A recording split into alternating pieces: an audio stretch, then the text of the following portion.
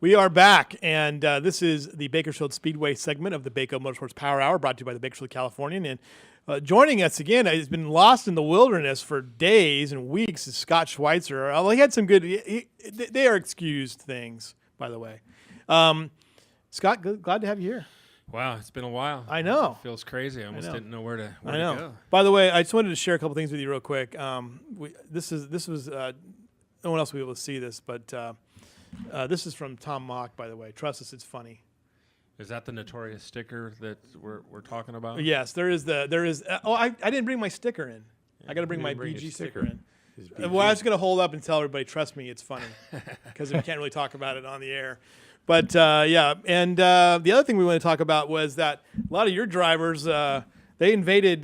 This is their map and their route, and they went up to King's Raceway or Speedway on Friday and kicked some serious butt up there. Holy smokes! Yeah, King Speedway has some new people, management, the Vanderweerds, and Bubby Morris is now promoting it, which is a friend of mine. So we worked up a little deal. They're offering up a little bonus money to get some Bakersfield guys to go up there on Friday. If you go up there and we got a win, place, or show, you get first, second, third up there. Come back on Bakersfield on Saturday, get first, second, third. There's some bonus money. So, nice. So a little partnership then, huh? Yeah. They're great people, and like I said, I've known them for a long time now, and it's good to be working with them. And it's a great facility. The guys like the little bit bigger track. They don't have any crash walls, so they're doing a great job up there.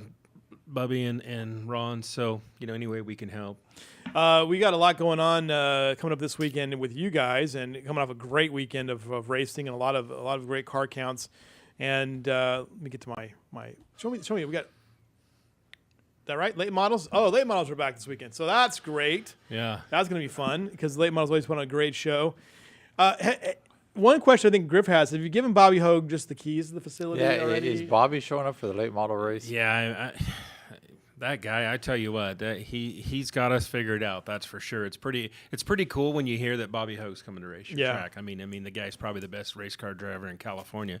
But then you feel sorry for the 20 other guys that are in that main event or in that race because Bobby Hogue's coming to your track. But there's but like in those late model races though, and you've talked about this before, these guys go elsewhere and are successful. Yeah. And Bobby Hogue shows up and just knows how to win at that. I mean, have you talked to him about why he thinks he's so strong or so good? Or you know what? He just is got it figured out. He really has got the setup. He's got a lot of help from Victory Circle and Chris Severson in Bakersfield here. So when he comes to Bakersfield, he's just on his game. Great driver. I mean, he wins up in Watsonville. He wins up in the northern track. So Bobby's just tough to beat. There's a picture of him, by the way. Show this picture. There he is, commanding. Do you know if he's coming? If he's I don't know. Yeah. I've he been just shows up, right? Yeah, I mean, I knew he was coming in the modified, driving for Bill Henderson, but when he comes with his late model, you just never know. You never know. Who do you expect to see in the late models that come this weekend? We'll have Clay Daly here. We'll have the Bartels, those type of people, So we'll have a good car count. Hopefully the Papage and Toast will come back over from the coast. Hopefully Bobby will make a trip down. I mean, right. So, we're looking for a good show. Where's home base at again? Salinas, okay. Yeah, so he's kind of like the mystery man. He kind of just shows up wherever he needs to. Yeah, he usually hits our big shows. I mean, if we have a big paying show, he's usually there. Because I think he's an insurance adjuster, insurance salesman up there, so he stays pretty busy with that. Yeah, I bet. And he races on Friday night, so it's tough to race Friday and then travel all the way down for Saturday. I'm sure he'd probably like to have a Grumpy Griff Award. Yeah. He probably would. He probably would. He's got the largest inventory of guitars. I know that in California. Right. He's won so many Budweiser guitars. I mean, that guy's got it. I heard he made a comment. He's hoping we'll give away some drum sets and other things, so he'll have a whole band. I don't have the slide for it this week, but the prices this week. What are we looking for? General admission 16, seniors and military 14, kids 6 to 12, $6, and 5 and under are free. And Griff. Camping and parking are free. There we go. See, we got it. There's parts that we got memorized. I think I kind of have the schedule down now. I think I know the late models are 16, and the next week will be 14 or something along those lines. So I think I got it figured out now. Yeah. But talking about Bobby Hogue, though, these are some of the photos from Tom Mock, who we offered an opportunity to be a co-host on the show. And do you know what he said? He said no. with an adjective before no. Every week I tell him, Tom, you got to come down here, get on the show, Yeah. and I get the same adjective back to me. So He called me this morning while I was driving to work, and I didn't have a chance to call him back, so I'll probably pay for it later. So Tom, just some great stuff here. When this is in the modified race, and you get really good idea of what happened in this race, and just some great racing. I think all night long. Give me your assessment of that race. yeah, it was a great race. They were paying $1,000 to win. It was our Make-A-Wish night, obviously. And Yeah, so that was big already, right? That was I great. think our 5th annual, so that was nice. And Jeff Tilsher always supports our race. He puts up $1,000 to win, so we couldn't do it without him. And so then when it's $1,000 to win, you get guys like Bobby Hogue that showed up. And Bobby, because he doesn't have a point earned average, had to start 12th. Oh, wow. Had to start in the 6th row. Took him about halfway through the race, and he got up there. Robbie Sawyer started a few rows back and got on the point and had a pretty good lead. And then Bobby reeled him in and had a good race there, and then finally got around him. And then that's once Bobby gets out in the lead, it's hard to catch him. Talk about a great field here. We had Bobby Hogue with the win, Robbie Sawyer, who we mentioned earlier, winning at Hanford on Friday night, John Piker, 3rd, Brad Pounds in 4th, Ethan Dotson in 5th, Chet Reeves in 6th, Kyle Griffith in 7th, Troy Morse Jr. in 8th, Larry Wise and Chad Reichenbach in 10th. So, again, this is one of those races that, Brad Pounds could win this race. Ethan Dotson, we'll expect to have a breakthrough. Yeah, Hogue's the 4th different winner, I think, in 4 races now. And then you look at this, Piker hasn't won, Pounds hasn't won, Dotson hasn't won. You could end up with a lot of winners in that class this year. Yep. Let's go now to our next class here, and I think this is hobby stocks. There might be a guy in this race that may win the weekly Grumpy Griff Award. I'm not certain of it for sure. These two guys were out leading before this guy passed him, right? Right at the end. Noah Allen had a great lead, and Aaron Stewart, for that matter, was battling right with him. Mm-hmm. They were 1 and 2 and having a great race, and Collier's just slowly picking them off. Again, he's our points leader, so he had to start deep in the field. He's slowly catching them lap by lap, and Aaron was running hard. Aaron, wants to get those main event wins, and got a little loose and let Collier catch up, and then got in a tangle with Noah Allen, and it gave Collier the lead. And then again, when Collier gets out in the front, he's tough to beat. He's got a fast car this year, and he's always up there. Most likely, Kevin Collier will be our winner of the weekly Grumpy Griff Award from the fan choices. Got that strong contingent up there in that Porterville area. So he wins, though. 3rd win of the season, 3rd win in a row, right? I believe so. Yeah, Robert Lawler in 2nd, Chris Settlemeyer in 3rd, Ralph Cook in 4th, Lloyd Wren Jr. in 5th. Let's go now to our next class of racing.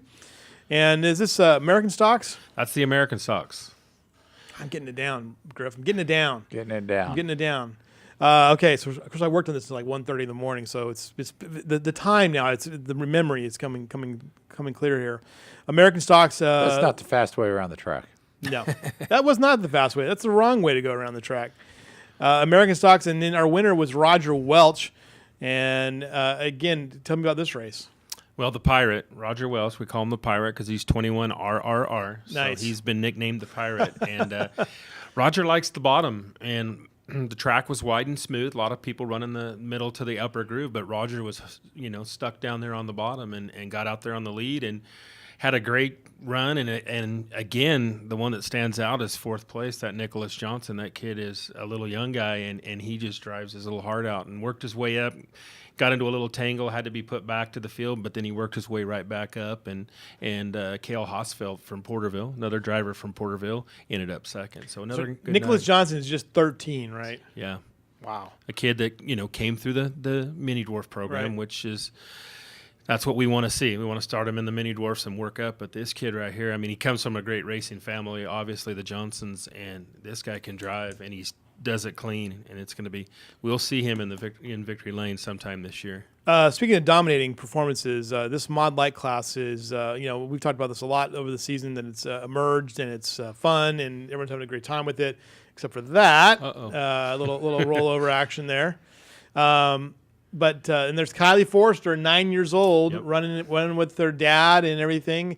But of course, Zach Forster is just dominating this class right now. But I know that's not really his intention to dominate it, though. I mean, he's really kind of developing it. Right. I mean, Zach's instrumental in the growth of this class, and I mean, I think third race of the year, and we have 15 cars checked in, so that's phenomenal. Right. But he did have some competition. Jeff Fry, who used to race down at Ventura, has now moved to Bakersfield, and John Piker got in one, a little guest appearance there because the driver had some family issues. So, yeah, I mean, Zach, it wasn't as easy as he has before. He did have a lead, but Fry and Piker were right there catching up to him. Nick Spain Howard in the car now too. The car he's in, the 54 car, is owned by Brian Puckett here in town, and Brian had told me he was going to race it and got some different people. So people are buying them.